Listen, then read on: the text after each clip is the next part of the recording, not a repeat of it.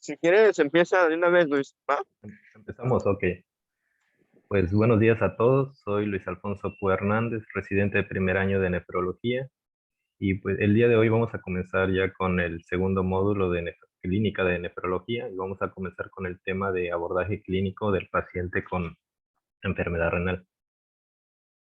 Los objetivos de la clase va a ser identificar el cuadro clínico del paciente renal, desglosar los síndromes presentados en el enfermo renal y evaluar el abordaje general de la hematuria, el síndrome nefrítico, el síndrome nefrótico, la glomerulonefritis rápidamente progresiva y la uremia. Pues vamos a comenzar con la hematuria. La hematuria hace referencia a la presencia de sangre en la orina. Esa es la definición más sencilla que hay. Y esta se debe a que va a haber una presencia de eritrocitos anormales, un aumento del número de eritrocitos en la orina. Generalmente nosotros excretamos cierta cantidad de eritrocitos, pero cuando sobrepasan un nivel se considera ya normal. De acuerdo a la Asociación Americana de Urología, ellos definen la hematuria como la presencia de más de tres o más eritrocitos por campo de gran aumento en el estudio microscópico del sedimento urinario en 2 de 3 muestras de orina que se le tomen al paciente. Este número de muestras pudiera cambiar en caso de pacientes que tienen, por ejemplo, mayor riesgo de presentar, por ejemplo, cáncer vesical, en el que solo se pudiera considerar la presencia de hematuria en una sola toma de muestra. Pero por lo general tiene que estar presente en 2 de 3. La clasificación de la hematuria pues, puede hacerse en cuanto a las características de esta orina.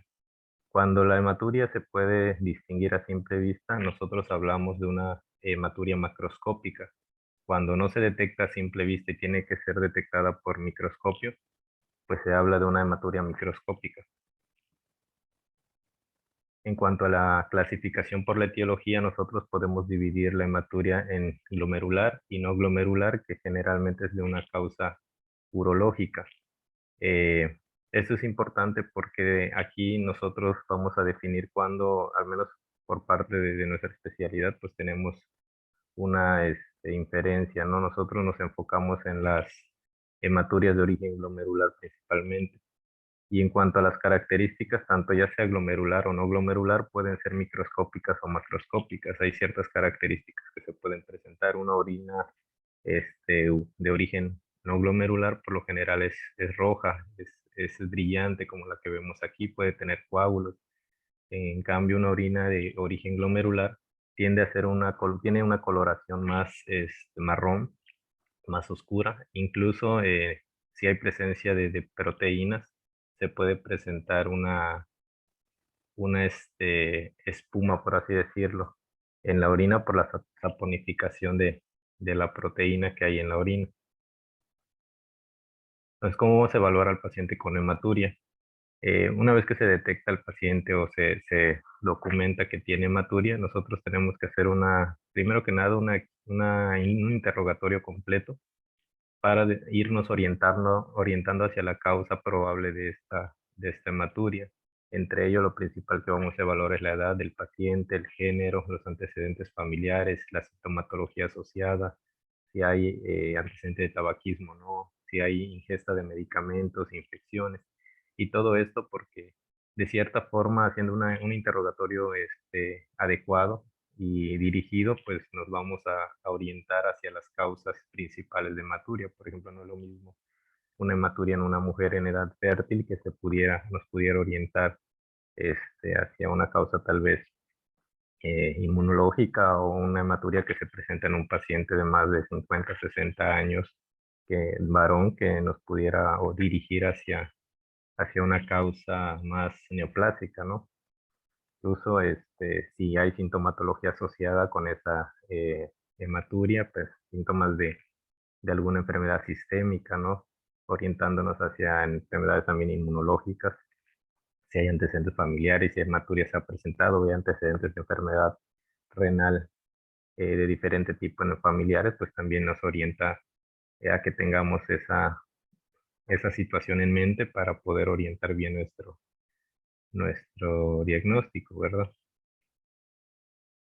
También en la exploración física, pues vamos a hacer una evaluación completa del paciente, desde las características que cómo viene, si está sobrecargado, si no está sobrecargado, cómo están los signos vitales, la presión arterial sobre todo, si ha habido presencia de fiebre o no, si hay masas abdominales, si hay, por ejemplo, síntomas cardiovasculares como fibrilación, soplo, si hay síntomas cutáneos o signos cutáneos, o si hay alteraciones geniturinarias. O sea, la hematuria es un signo que se puede presentar en infinidad de patologías.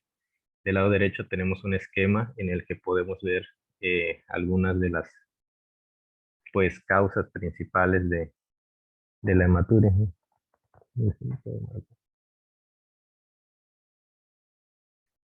Y tenemos, por ejemplo, causas pues ya que le corresponden más al área de urología, ¿no? Por ejemplo, alteraciones en la próstata, en la vejiga, como el cáncer, infecciones. A veces hay contaminación de las muestras que vienen de tracto genital de la mujer. Puede haber alteraciones estructurales del riñón como la poliquistosis, abscesos, infecciones. Incluso ya la que nos corresponde más a nosotros, pues son las causas directamente del glomérulo. Entonces, para eso se tiene que hacer esa exploración y esa interrogatorio y exploración profunda. Entonces, lo principal que tenemos que determinar cuando se presenta un paciente en el que se sospecha hematuria, pues es confirmar que realmente haya presencia de sangre en la orina, porque como vimos, hay ciertos medicamentos, incluso alimentos que pueden teñir la orina de rojo. Entonces, si hay que confirmarlo, esto se hace en primera instancia con un examen con tira reactiva. Este examen lo que detecta, pues esa reacción que genera la pseudoperoxidasa de la hemoglobina, que va a generar una reacción con la tetrametilbenzidina, que hace que se cambie la coloración en lo que es la tira. Aquí tenemos, por ejemplo, que normalmente viene en esta coloración amarillenta naranja, y con la presencia de la hemoglobina, pues se puede ir tiñendo hacia un color verde más azul, de acuerdo a la cantidad de, de, de esta reacción que se presente. Una vez que ya tenemos confirmado que sí se trata de hematuria, pues tendremos que hacer un examen microscópico del sedimento urinario. Esto nos va a servir para diferenciar si esa hematuria va a ser de origen glomerular o no glomerular. Cuando es de origen glomerular y la que nos interesa a nosotros como nefrólogos, pues en el examen del sedimento vamos a ver la presencia de cilindros hemáticos. Como en el cuadro que vemos a la derecha, ahí se presenta uno, que es un cilindro hemático por la acumulación de estos eritrocitos en los túbulos, por los cambios todos que se presentan ahí mecánicos, de pH, de osmolaridad, todos se van uniendo y se envuelven en las proteínas que también son liberadas y se generan los cilindros. Para decir nosotros que un paciente puede tener o tiene una hematuria de origen glomerular, pues nos basamos en la detección de estos, aunque no siempre se pueden detectar, sino que se va más hacia que nosotros podamos observar la presencia de eritrocitos dismórficos. De acuerdo a la bibliografía, una presencia de más del 80% de eritrocitos dismórficos nos orienta hacia una hematuria de origen glomerular. Y de estos eritrocitos dismórficos, los que son más específicos es la presencia de acantocitos mayor al 5%. Todo esto nos habla de que el daño está en el glomérulo y que se está liberando por ahí los eritrocitos. Muchas veces se acompaña igual esta presencia de eritrocitos y cilindros hemáticos con proteinuria, porque generalmente, como ya hay un daño en la membrana glomerular, pues también hay liberación de proteína. Aquí tenemos otra imagen en la que se ve un poquito más clara lo que son los cilindros hemáticos. Tenemos aquí que por lo general se ven de esta coloración rojiza, se ven todos acumulados, y abajo los acantocitos, los eritrocitos dismórficos, tienen la característica de que son pues el eritrocito con con presencia de protuberancias en su pared, que es lo que se detecta aquí. Entonces, esa morfología del eritrocito es lo que nos hace pensar que tiene un origen glomerular la hematuria, ¿no? Y esa forma que se presenta en el eritrocito, pues es principalmente por las alteraciones mecánicas o estructurales que presenta al atravesar la membrana glomerular, aunque generalmente hay un daño que permite que pueda pasar o no lo pasa libremente, sino que sí tiene que generarse cierta deformación del eritrocito, que es lo que vemos en el esquema, que hace que al final de cuentas quede con una morfología diferente, y es lo que nosotros vemos en el estudio del sedimento. Para estudios complementarios, generalmente un paciente al que le detectamos hematuria y que sospechamos que pudiera tener una causa, sobre todo de glomerular, tenemos que hacerle unos estudios generales, biometría, una química sanguínea con intención de valorar la función renal, tenemos que hacerle pues electrolitos, ¿no? Y si ya nos orienta tanto el examen general de orina como los estudios de laboratorio que pudiera haber una causa secundaria, pues ya nos vamos hacia un protocolo más específico, ¿no? Dependiendo de lo que sospechemos, podemos irnos hacia anticuerpos antinucleares, anticitoplasma de neutrófilos, antimembrana basal glomerular, concentraciones de complemento, algunas infecciones como la hepatitis B y C y el VIH, que nos pueden causar nefropatía. Y pues la biopsia renal se considera si realmente, o sea, no en todos los pacientes con hematuria se les va a hacer una biopsia renal, generalmente si es de origen glomerular y si hay una alteración marcada de la función renal, o sea, está disminuida, y tenemos, por ejemplo, o queremos descartar una causa en específico que requiere un tratamiento, pues ahí sí valoraríamos la biopsia renal. Pacientes que tienen una hematuria que tal vez sí tienen cierto grado de proteinuria agregada, pero que no hay una alteración de la tasa de filtración, no hay un deterioro de la función renal, pues nos pudiéramos aguantar con la biopsia renal. Ya cuando la hematuria nos orienta hacia una causa realmente de la vía urinaria más urológica, pues se iría a otro tipo de estudios. Generalmente lo que se hace es una tomografía computarizada, que es el estudio ideal para poder observar las estructuras de la vía urinaria y ver si no hay una causa que lo esté produciendo. Si no se puede hacer esa tomografía, el segundo estudio de elección es la ecografía, y también preferida en pacientes que se encuentren en embarazo por la menor, bueno, para evitar la exposición a radiación, ¿no? Ya en pacientes que sospechemos nosotros que pudiera haber una causa neoplásica, pues nos vamos hacia la citoscopía, pero esto ya es más de la parte urológica, no nos compete tanto. Entre las causas, pues aquí tenemos un cuadro en el que se puede, pues, dividir, o sea, se observa la división entre hematuria glomerular y hematuria no glomerular, y pues las diferentes causas, pues, tanto glomerulares como no glomerulares, vemos que son bastante extensos, lo que nos corresponde a nosotros y lo que vamos a ver mucho durante la exposición. Vamos a ver que se va a repetir bastante de estas enfermedades en diversos síndromes nefrológicos.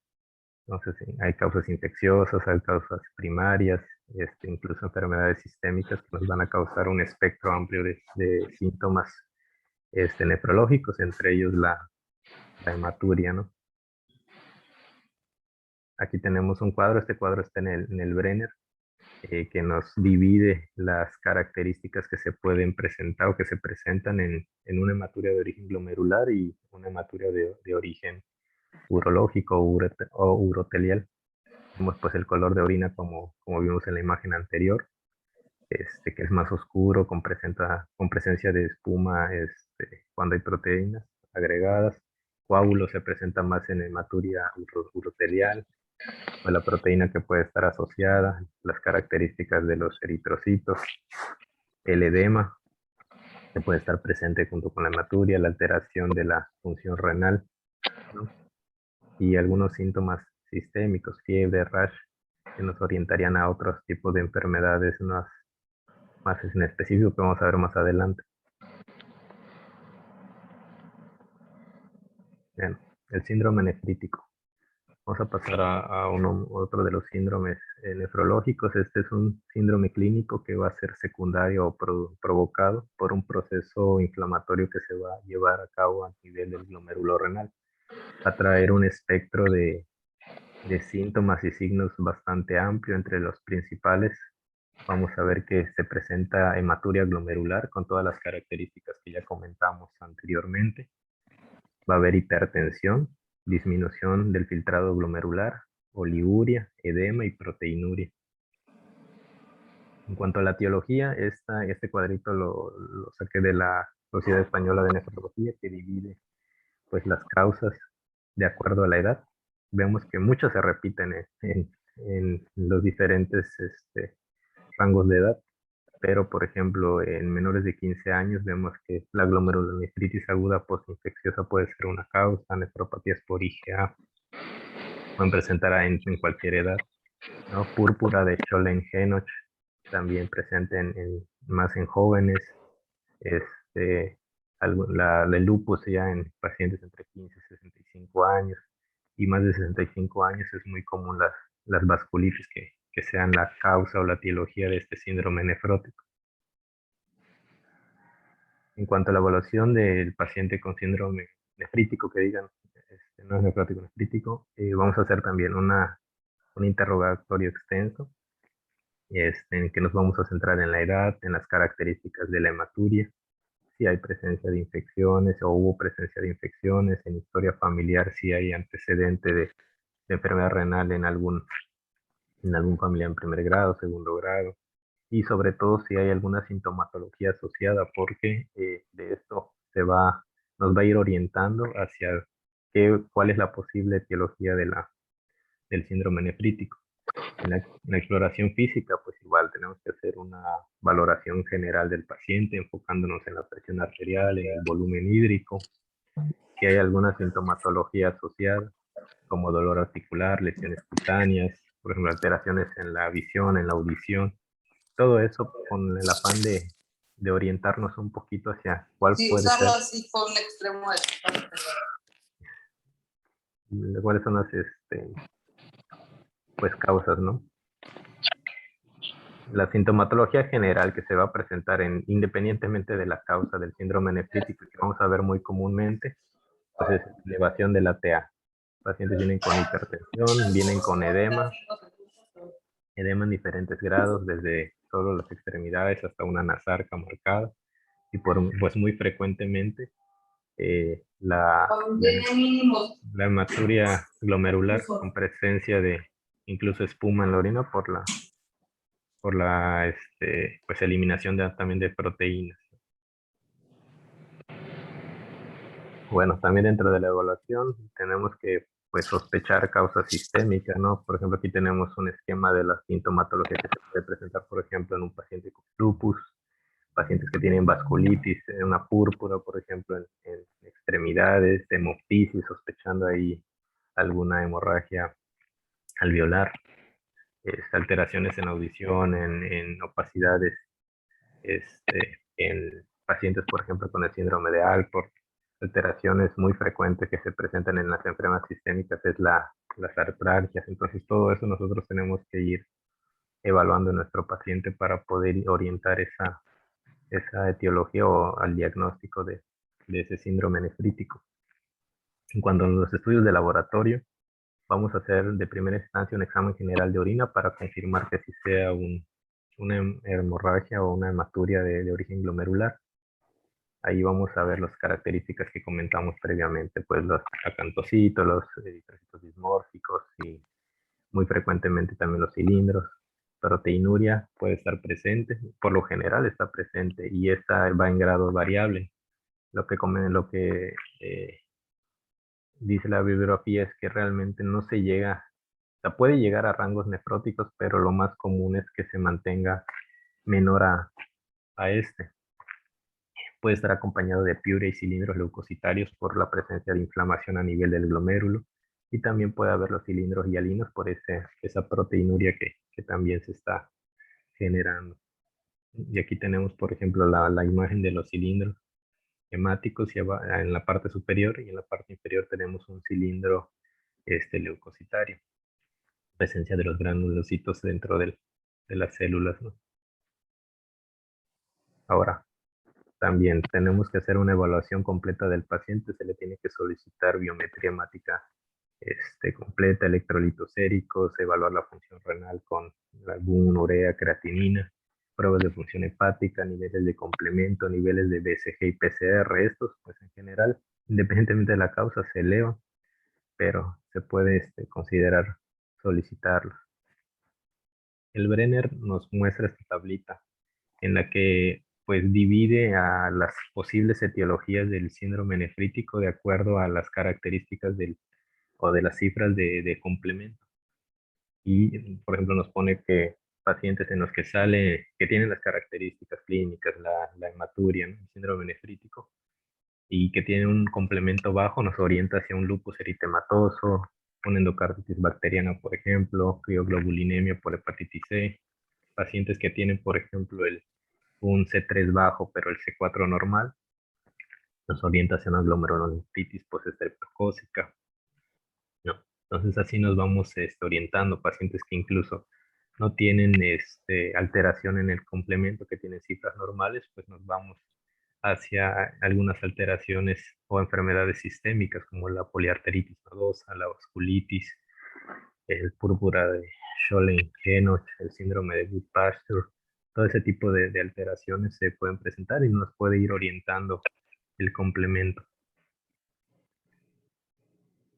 Pues estudios de laboratorio, una vez que nosotros hacemos el interrogatorio extenso, la exploración física y tenemos ahí alguna sospecha de que pudiera ser la etiología de este síndrome nefrótico, pues nefrítico, que diga, nefrítico, pues podemos pedir los anticuerpos antinucleares, sospechando lupus, anticuerpos ANCA, anti-ANCA, sospechando alguna vasculitis, anticuerpos antimembrana basal glomerular, sospechando en el síndrome de Wood-Pasture, antiestreptolicina, sospechando glomerulonefritis postestreptocócica, ¿no?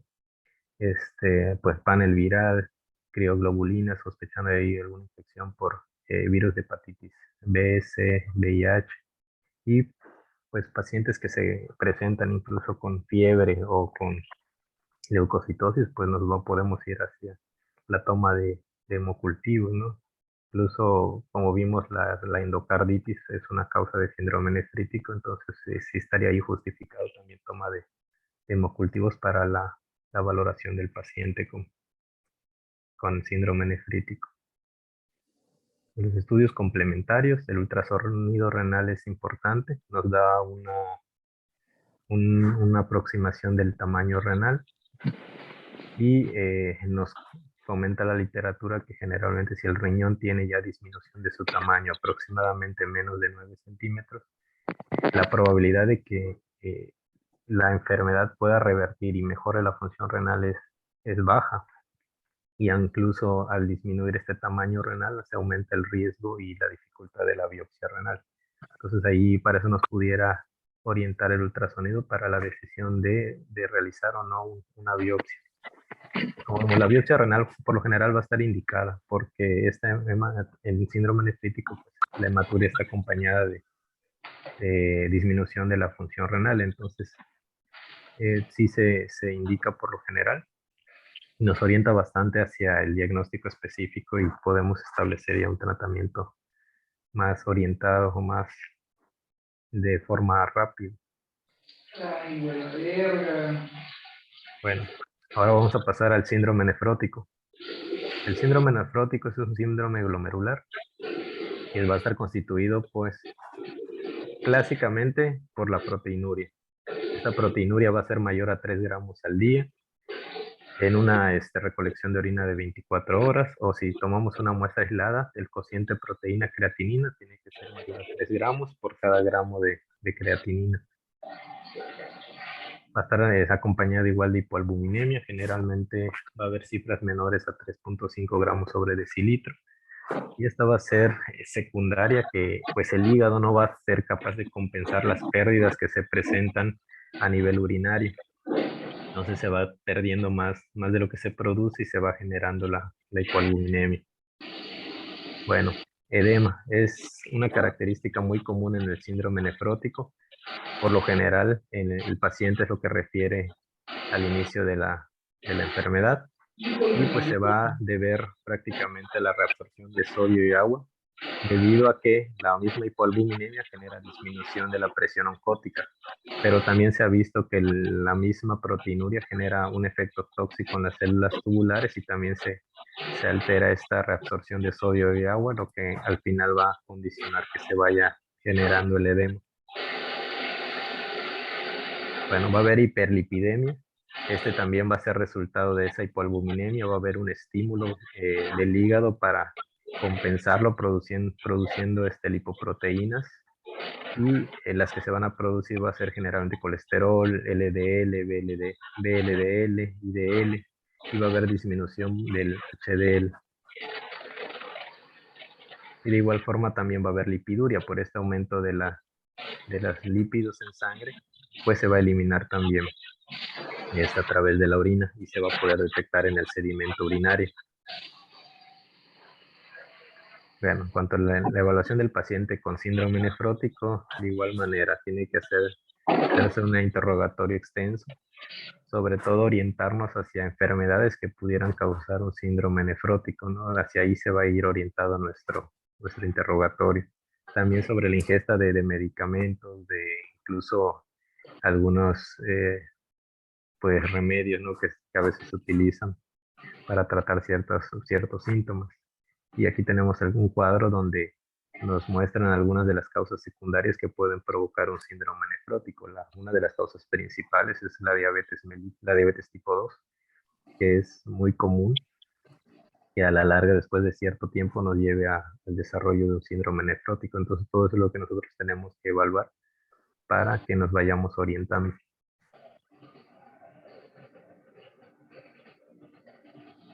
La exploración física. Realmente cuando nosotros vemos al paciente, lo que vamos a detectar casi de primera instancia es un edema. Un edema, y este edema va a ser con fovea. El edema pues se va a acumular en zonas de clive, por ejemplo en pierna, si el paciente está postrado en espalda, ¿no? Y también muy común en zonas donde el tejido es laxo, por ejemplo en el área periorbital, se presenta esa acumulación de líquido. Y es lo que tenemos muy frecuente en los pacientes con síndrome nefrótico. Otro síntoma que se puede llegar a presentar son los antelasmas palpebrales. Esto es por la acumulación de lípidos que se depositan también en el tejido, muy frecuentemente periorbitario, y que se puede presentar en el paciente.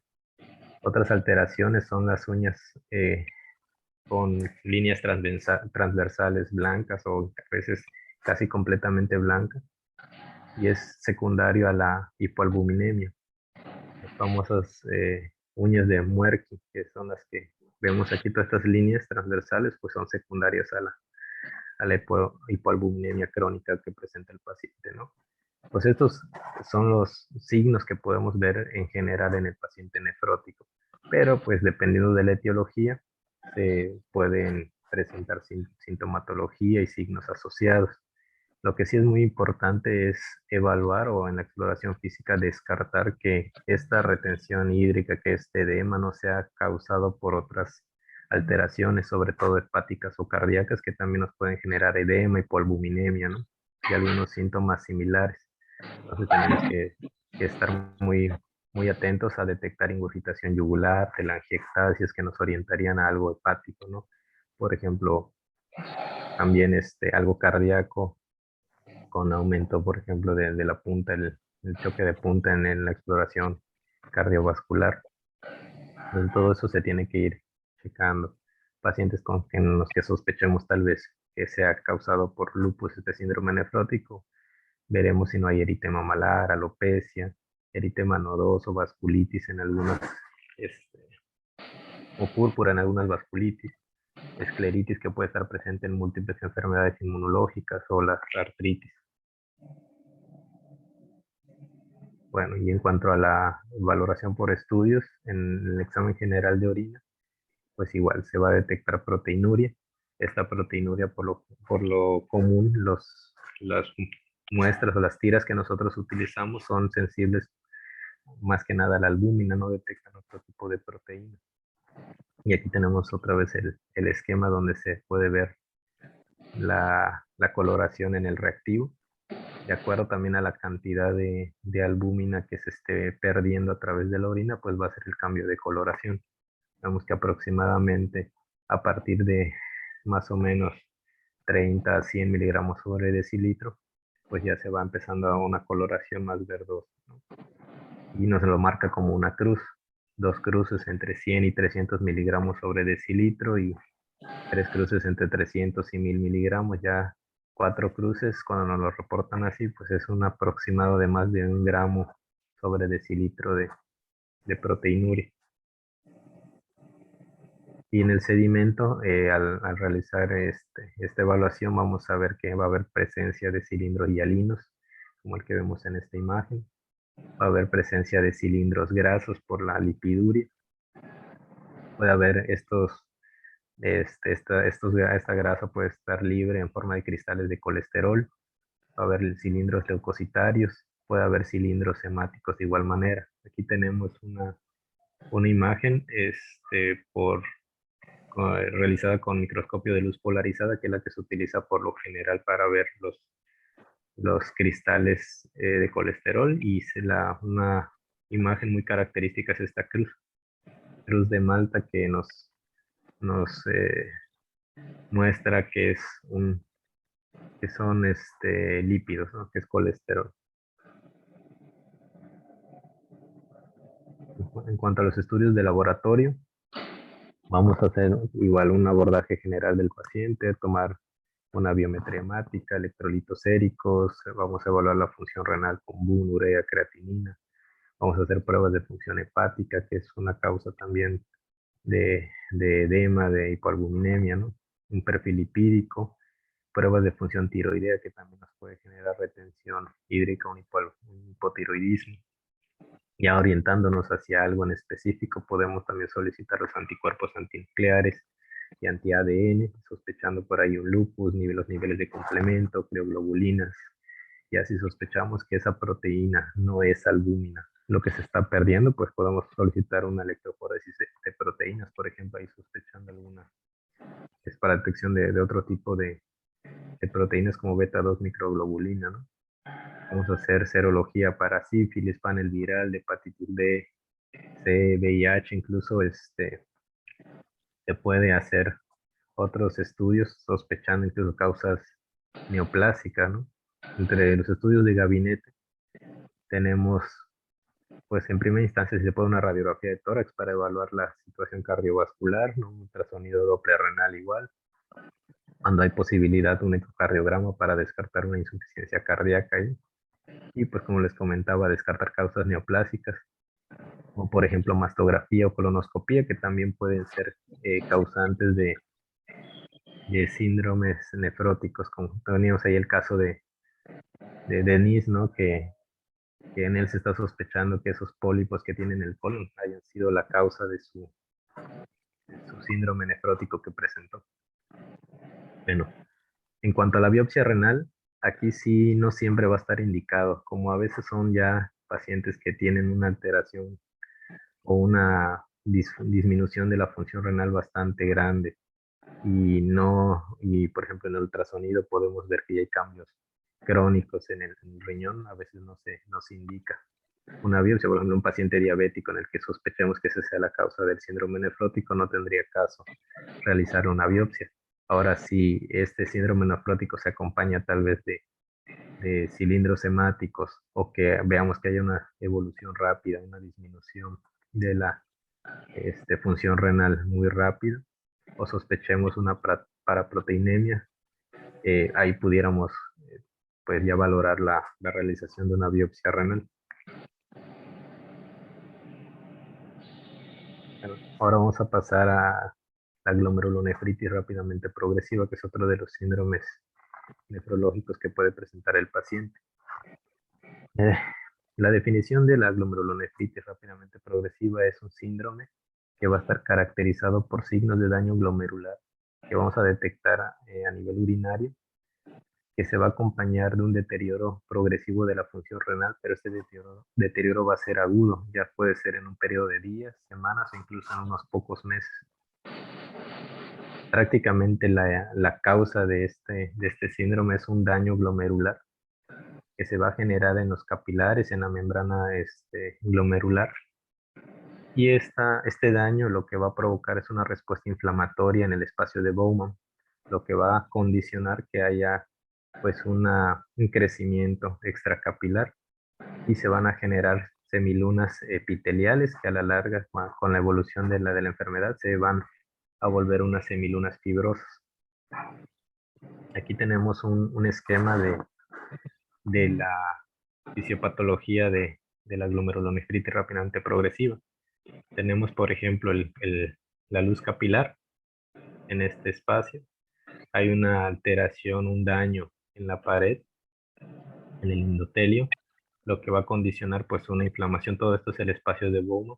Va a condicionar una inflamación local, lo que va a provocar proliferación de células epiteliales que tenemos aquí, fibrina, que a la larga esto por eso se convierte en semilunas que se van fibrosando.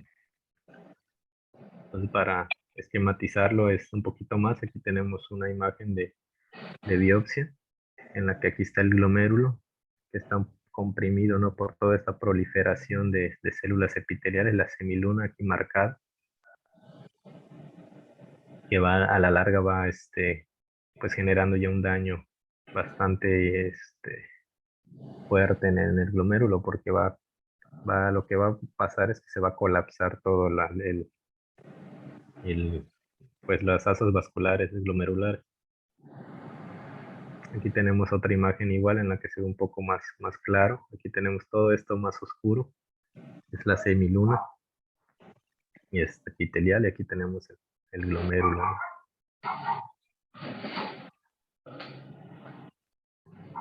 Bueno, la clasificación etiológica de la glomerulonefritis rápidamente progresiva va a ser en 4 tipos. La tipo 1 va a ser mediada por anticuerpos antimembrana basal glomerular.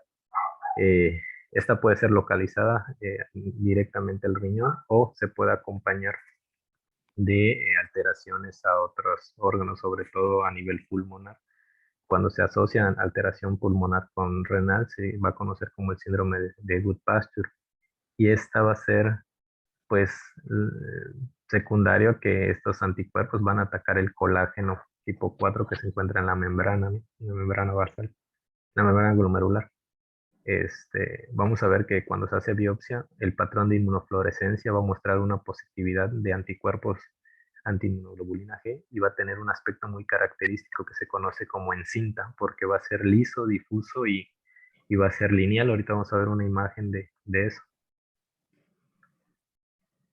La tipo 2 va a ser mediado por inmunocomplejos. Realmente no tiene una característica histopatológica en específico. Lo que sí va a estar presente son las semilunas, pero de acuerdo al daño donde se depositen estos inmunocomplejos a nivel del glomérulo, pues va a ser la alteración. Por ejemplo, en la nefropatía por IgA va a haber depósitos mesangiales de inmunoglobulina A. En la glomerulonefritis posinfecciosa puede haber anticuerpos antiestreptocócicos y depósitos subepiteliales, y anticuerpos antinucleares y depósitos subendoteliales cuando la enfermedad causante es el lupus, ¿no? Entonces va a depender mucho de dónde se depositen estos inmunocomplejos que van a generar el daño y las características en la biopsia. El tipo 3 es secundario bueno, no se va a documentar un depósito de inmunoglobulinas directamente en el glomérulo. Vamos a ver que la patología que se va a ver ahí en la biopsia es una glomerulonefritis necrosante, pero no se va a documentar inmunoglobulinas. Lo que sí se ha visto muy frecuentemente, más del 80% de los pacientes, es que van a ser positivos a anticuerpos ANCA, ya sean ANCA-C o ANCA-P, pero no va a haber depósitos en el glomérulo. Y la lesión que se presenta es una infiltración leucocitaria en las paredes vasculares. Va a haber necrosis fibrinoide y un daño vascular bastante importante. Y la tipo 4 prácticamente es una combinación de la tipo 1 y la tipo 3.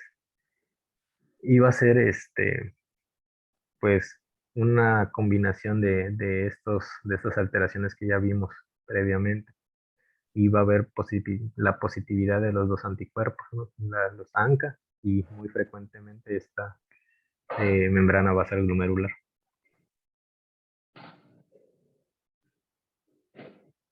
Aquí tenemos la imagen, por ejemplo, aquí están las comparativas de inmunofluorescencia de 3 biopsias. Por ejemplo, en la tipo 1, que es medida por anticuerpos que van directamente a la membrana basal glomerular, vamos a ver esa característica de encinta, que va todo seguido, ¿no? Toda la membrana se va haciendo inmunofluorescente a la tinción. A diferencia, por ejemplo, de una tipo 2, que aquí lo que estamos viendo es una IgA, una nefropatía por IgA, donde el depósito de inmunocomplejos está en la parte mesangial. ¿Sí? Aquí vemos la tinción, que es diferente a la tipo 1. Y aquí en la tipo 3 vemos también una tinción en la que lo que se ve más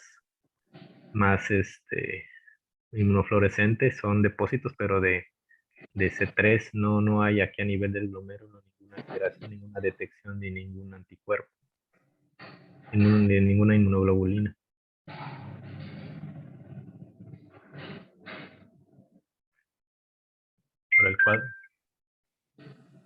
Para el cuadro clínico, vamos a ver que por lo general el paciente con glomerulonefritis rápidamente progresiva se va a presentar como un síndrome nefrítico, pero este puede ser muy marcado, muy intenso, o puede ir avanzando de forma insidiosa. Manifestaciones sistémicas pueden presentarse, pero son muy inespecíficas. Lo que sí es que va a estar marcada la disminución de la tasa de filtración glomerular. Como vimos, va a haber edema, hipertensión, oliguria, que es parte del síndrome nefrítico. Va a haber astenia, dinamia, artralgias, mialgias, puede haber hemoptisis, púrpura, pericarditis, febrícula, o sea, una cantidad de síntomas muy inespecíficos dependiendo de qué es o cuál es la etiología del paciente, ¿no? Lo que sí va a estar muy común es los síntomas del síndrome nefrítico, que es lo que vemos, la hipertensión, el edema y la hematuria glomerular. Pues también tenemos que hacer la exploración, el interrogatorio dirigido hacia las causas, pues, principales que pueden generar esta glomerulonefritis rápidamente progresiva, ¿no?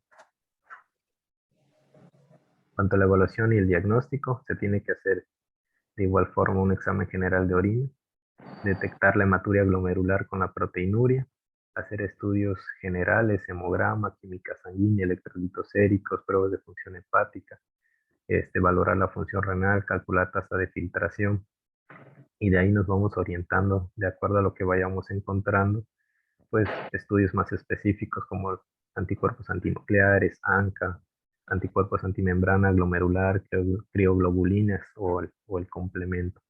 ¿Sí? Aquí lo que sí nos va a ayudar bastante va a ser la biopsia renal.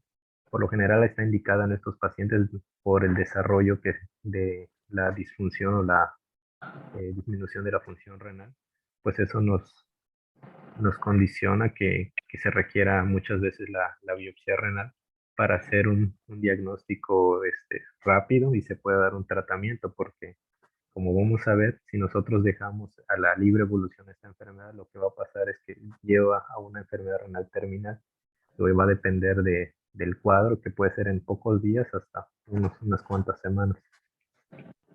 Entonces el tratamiento por actualmente en lo que se basa es en inmunosupresión, generalmente con esteroides, ciclofosfamida, en algunos casos se considera rituximab y en algunos lugares se considera también la plasmaféresis dentro del tratamiento de la glomerulonefritis rápidamente progresiva. Bueno, ahora la uremia. La uremia nosotros la vamos a definir como todo el espectro de signos y síntomas que se van a acompañar de una insuficiencia renal, sobre todo ya en fase terminal, y que nosotros no la vamos a explicar por alteraciones en el volumen, por concentración o alteraciones hidroelectrolíticas o por ejemplo, falta de productos sintéticos renales conocidos como eritropoyetina, ¿no? O sea, todo que no sea ningún, o sea, que se pueda descartar que esos síntomas que trae el paciente renal no sean secundarios a ninguna de estas, se va a asociar a la uremia. Realmente lo que sucede es que se va a generar una acumulación de productos de desecho orgánico que normalmente en un paciente sin enfermedad renal pues se eliminan sin problema, pero en el paciente ya con enfermedad renal terminal pues no los puede eliminar y se van a presentar en mayor cantidad en la sangre. Antes se consideraba que la urea era el causante de este, el conocido, ¿no?, síndrome urémico, pero fue realmente porque a inicios de cuando se estudió todo esto, pues la urea era el metabolito que se encontraba más alto y era el que de los primeros que se estudió, pero realmente las alteraciones que se presentan en un paciente renal no solo se deben a la urea elevada, sino que hay infinidad de metabolitos que pueden causar esta sintomatología, que últimamente se han ido estudiando, pero son la verdad bastantes. Incluso no se han detectado realmente las alteraciones que provoca cada uno de ellos, pero sí se ha visto que pues se generan alteraciones sistémicas por la acumulación de muchos metabolitos. Tenemos, por ejemplo, las proteínas pequeñas como la beta-2 microglobulina, guanilinas, fenoles, indoles, folioles, todos estos, este cuadrito que está que viene del New England, pues nos engloba unas cuantas de los metabolitos que pueden generar la sintomatología del uremia. Y realmente un momento exacto para decir que el paciente puede iniciar con sintomatología urémica, no tenemos, va a depender mucho del paciente, pero se ha visto en estudios que incluso se pueden presentar alteraciones desde tasas de filtración que van apenas debajo de 60, de 50. Es más marcado en tasas de filtración glomerular más bajas, ¿no? Entre 20, 15, pero sí se ha visto que incluso ya se empiezan con alteraciones de tasas de filtración un poquito más elevadas. El cuadro clínico pues abarca un abanico muy grande de sintomatologías. Este cuadrito también viene en el New England y lo divide en neuronales y musculares, lo más común fatiga, se puede presentar neuropatía periférica, anorexia, náuseas, ya calambres, síndrome de piernas inquietas, ya un poquito más, más grave las convulsiones, estado de coma, ¿no? Alteraciones endocrinológicas y metabólicas, vamos a ver amenorrea en mujeres, disfunción sexual, reducción de la temperatura corporal, se va a presentar la enfermedad mineral ósea, ¿no? Es de disminución de la energía, resistencia a la insulina, entre otras manifestaciones que se pueden presentar está la serositis, el prurito, hipo, anemia, todo ese tipo de disfunción plaquetaria también son alteraciones que se pueden presentar en un paciente con uremia. Aquí tenemos un pequeño representación, ¿no?, de todos los síntomas que puede presentar un paciente ya con datos clínicos de uremia. Ahora, en cuanto a la evaluación y el diagnóstico, tenemos que interrogar sobre patologías subyacentes, cuál puede ser la causa de esta enfermedad renal, antecedentes heredofamiliares también, uso de fármacos nefrotóxicos, presencia de sintomatología urémica, presencia de sintomatología asociada, y esto es para orientarnos sobre la etiología de esta enfermedad renal que nos está condicionando esa sintomatología urémica. En cuanto a la exploración física, tenemos que hacer una exploración completa del paciente y sobre todo centrarnos en buscar datos de enfermedad renal crónica. Por ejemplo, aquí tenemos esta imagen, una paciente ya renal con cambios en la coloración de la piel, en la fase, ¿no?, de nefrópata, esa coloración amarillenta grisácea que tiene. Pues el edema, muchos pacientes vienen con edema, tiene edema con fovea, también los cambios en la coloración en la piel, la resequedad, todo eso son alteraciones que se presentan por la enfermedad renal crónica y la uremia. Pacientes con niveles séricos de urea muy elevados se pueden presentar ya la escarcha urémica, que es esa eliminación de urea por la sudoración. Algunos pacientes pueden presentar estomatitis urémica, que son estas placas blanquecinas que al momento de iniciar la diálisis se presentan disminución o remiten. Incluso datos de rascado, ¿no? Daño a la piel, lesiones en la piel, escoriaciones secundarias al rascado intenso que tienen los pacientes. En cuanto a la evaluación y el diagnóstico, se tiene que hacer el examen general de orina, tiene que hacer biometría hemática, la batería de estudios completos, ¿no? Desde los electrolitos, la concentración de BUN, urea, creatinina, perfil lipídico, pruebas de función hepática, el perfil de cinética de hierro, y con todo esto ir estableciendo una tasa de filtración glomerular. En cuanto a las pruebas de imagen, pues se debería realizar en todo paciente un ultrasonido renal, porque por lo general ya estos pacientes son crónicos. Entonces se debería realizar para evaluar las características del riñón. Y bueno, en cuanto al tratamiento, pues está basado en dos principales. Lo más común y para atenuar la sintomatología es terapia de soporte renal, ya sea en diálisis peritoneal o muy comúnmente en hemodiálisis. Y la otra es el trasplante renal. Realmente con la diálisis ya sea peritoneal o hemodiálisis se controlan la sintomatología, pero no podemos decir que se llega a un estado de normalidad, por así decirlo, porque la diálisis no elimina, como ya vimos, hay muchos metabolitos que influyen en esta sintomatología de uremia. Entonces, no todos se eliminan adecuadamente, tanto por la diálisis peritoneal como por la hemodiálisis. Entonces, sí se queda un efecto ahí residual en el paciente. La única forma de poder nosotros mejorar realmente esa eliminación de esos metabolitos sería con un trasplante. Pero pues no todos los pacientes ya son candidatos e incluso no hay esa disponibilidad tan fácil como instaurarle un tratamiento de soporte renal. Y pues aquí tenemos la uremia, es una indicación de diálisis de urgencia, ¿no? Vemos que niveles arriba de 200, ya alteraciones como encefalopatía, convulsiones, ya se considera como una urgencia dialítica y por eso se instaura muchas veces en pacientes que ya vienen con esta sintomatología por una terapia de soporte renal. Pues en general este fue el tema. Me basé nada más en algunos puntos claves por la extensión, por el tiempo sobre todo y la extensión de los temas que teníamos que abarcar. No sé si hay alguna duda o comentario sobre la clase. Y yo, Ujú. bueno, lo que pasa, está bien, estuvo, su tema era mucho, entonces Sí, sí era tenía que bastante. abordar muchas cositas, pero lo que tenemos que rescatar de este tema, yo creo que es ver qué alteraciones tiene el paciente y en dónde estructuralmente va a estar el problema.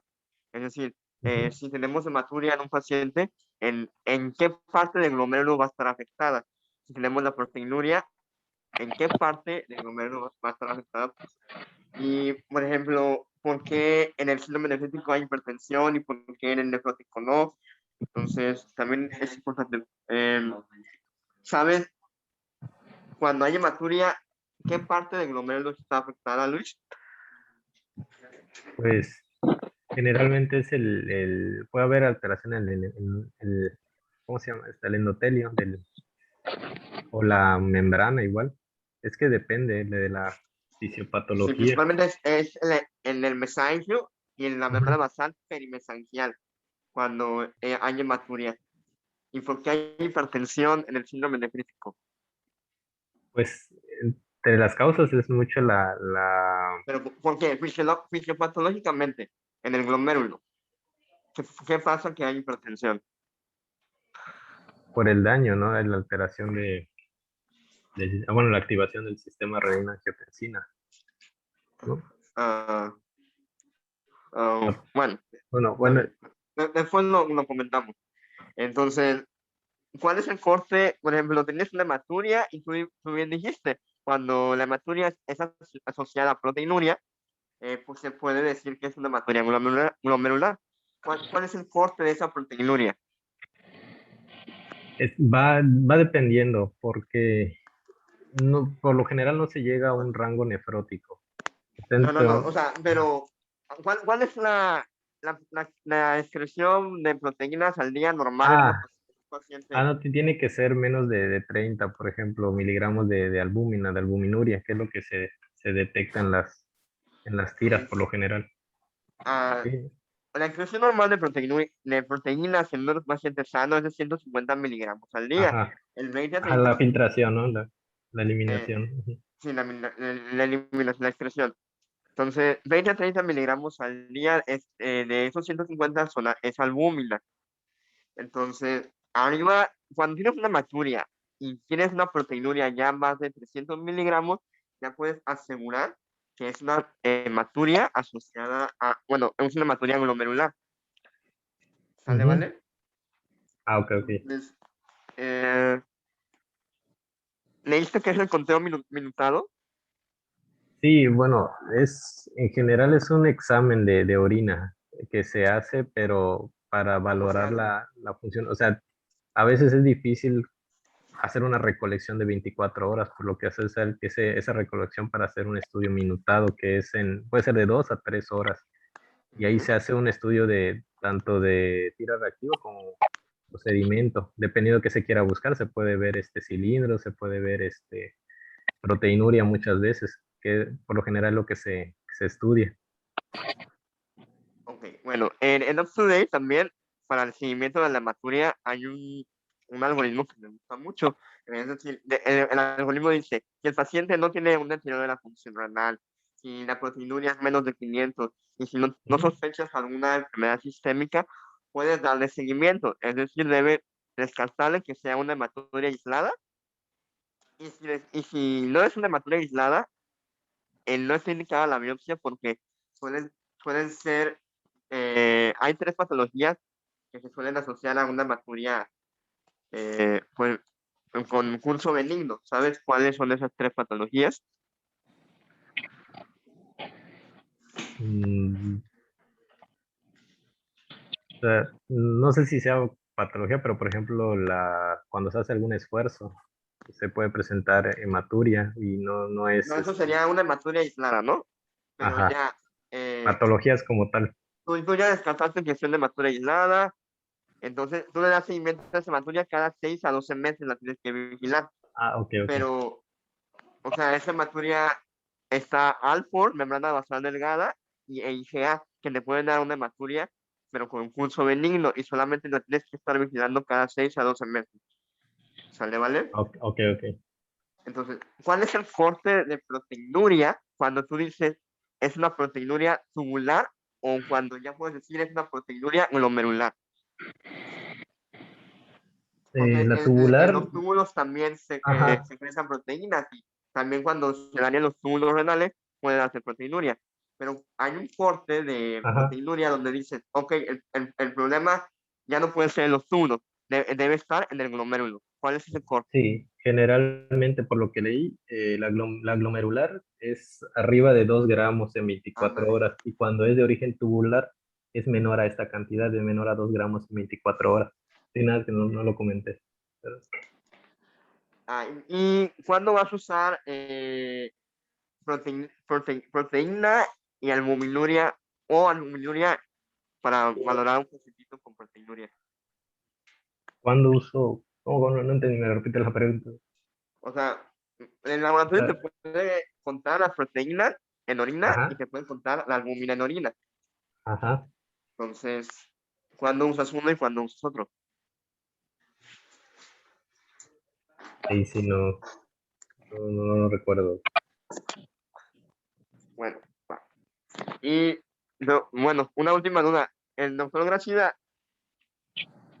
eh, no sé si usted tenga algún comentario sobre cómo y separar un poquito más lo que sería un síndrome nefrítico y una rápidamente progresiva. O sea, porque pues la presentación clínica va a ser muy similar, solamente que, pues bueno, a mí me habían comentado que cuando tienes más de síndrome de digo 3, ya puedes sospechar que sea una rápidamente progresiva, pero no sé bien eso. Buenos días. O sea, ¿cómo distinguir un síndrome nefrítico de una rápidamente progresiva? Sí, o sea, un poquito más claro, no sé. Ah, ok. Pues en general es bastante complejo. O sea, yo creo que no son mutuamente excluyentes, sino que lo que nos debe de llamar la atención como médicos, clínicamente hablando, es un cuadro de presentación muy abrupto, eh, progresivo, quiero decir, de rápida progresión en cuestión de semanas. Lamentablemente, a veces los pacientes no tienen exámenes previos o el daño renal puede estar muy avanzado para darnos una idea clínica de que si esto es rápido o lento. Y en el síndrome nefrítico no tenemos edema, ¿no? Que sería como que una insación más lenta. Entonces yo creo que aquí lo que orientaría mucho es, pues primero, no son mutuamente excluyentes, sino que el síndrome, puede tener un paciente un síndrome nefrítico, y ya una vez que documentemos un síndrome nefrítico, pues decimos, bueno, de estas causas de síndrome nefrítico, pues estoy pensando en una causa puramente glomerular, o sea, una rápidamente progresiva, que serían las enfermedades catastróficas o nuestras emergencias. Y sobre eso, pues ya indicar lo de la biopsia renal. O sea, lo que hacemos en el protocolo habitual es que si llega un paciente, se le hace un interrogatorio exhaustivo, como bien lo dijo Luis. Dentro de ese interrogatorio exhaustivo, lo que tenemos que buscar son detalles, pues que ya no sean ni siquiera tan detalles, sino grupos de edad específicos, antecedentes de patologías previas, condiciones infecciosas, o sea, creo que son los principales rubros. Y si hay una ligera sospecha, pues nosotros tenemos que iniciar ya inmediatamente el protocolo hacia una rápidamente progresiva, porque el no realizar una biopsia renal o el no dar un tratamiento en estos de las enfermedades de rápida progresión, pues el paciente puede terminar con un dato catastrófico. Aquí una cosa que orienta hacia las rápidamente progresivas es las enfermedades asociadas. Por ejemplo, bueno, aquí Luis nos puso que son 4 grupos, ¿no? Las antimembrana basal glomerular, inmunocomplejos y las vasculitis, que serían las ANCAs. Y nos puso un cuarto que serían las combinadas. Entonces, en las de inmunocomplejos, por lo regular van relacionados a un disparador de origen infeccioso, que no necesariamente tiene que ser en las 2 últimas semanas. Eso aplica para una posinfecciosa. Pero sí algún proceso inflamatorio relativamente reciente y hay que abarcar una temporalidad de alrededor de 3 meses. En el Good Pasture o en las vasculitis, pues aquí lo que hay que recordar es que varias están asociadas a un componente sistémico, sobre todo pulmonar. Esto aplica para el Good Pasture y para las vasculitis, pues ahí ya las subdividimos en 3, ¿no? O sea, las clásicas. De esas 3 que normalmente tratamos de documentar, 2 o 3 de ellas tienen relación a datos de vasculitis cutánea o datos de vasculitis pulmonar. Por ejemplo, un Church-Strauss, un Wegener o una poliangitis microscópica. Aquí yo que el problema se complica cuando tú tienes un paciente que el paciente no conoce que tiene daño renal en un grupo atípico y que tiene marcadores séricos normales. Es el grupo que se llaman vasculitis, bueno, glomerulonefritis, pausinmune, ANCA negativo. Ese yo creo que es el reto diagnóstico más complejo, porque en este paciente serológicamente no vas a encontrar ningún dato. Tú tienes una progresión que es un síndrome nefrítico y no hay otra forma de llegar más que con la biopsia. Y la cuestión es que la biopsia se tiene que hacer lo antes posible porque estos tipos son muy agresivos. De hecho, hay algunas series que ponen a los ANCA negativos o a la par o más agresivos que los ANCA positivos. Entonces es lo que hay que estar con mucho cuidado. Y de estos de con mucho cuidado, el problema radica en los marcadores, porque ya se está migrando de que eso lo están haciendo más en la especialidad de reumatología, de que ya no se soliciten ANCA-P y ANCA-C, porque el ANCA-P o el ANCA-C, pues nada más para recordar algún dato, pues lo que busca es una inmunofluorescencia en la membrana de los neutrófilos. Entonces, pues marca ciertos anticuerpos y se ve si tienen fluorescencia o positiva o negativa. Pero este da varios falsos negativos. O no puede estar presente cuando ya tiene una alteración en la enfermedad. Por ejemplo, que ya le dieron algún pulso de esteroide o cosas así.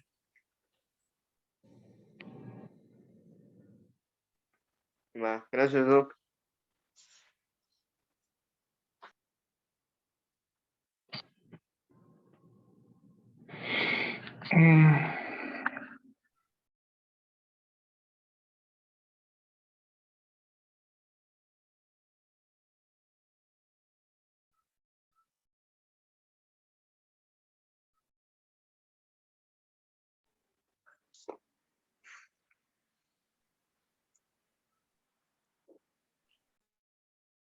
¿Algún otro comentario, algo más para agregar, alguna duda?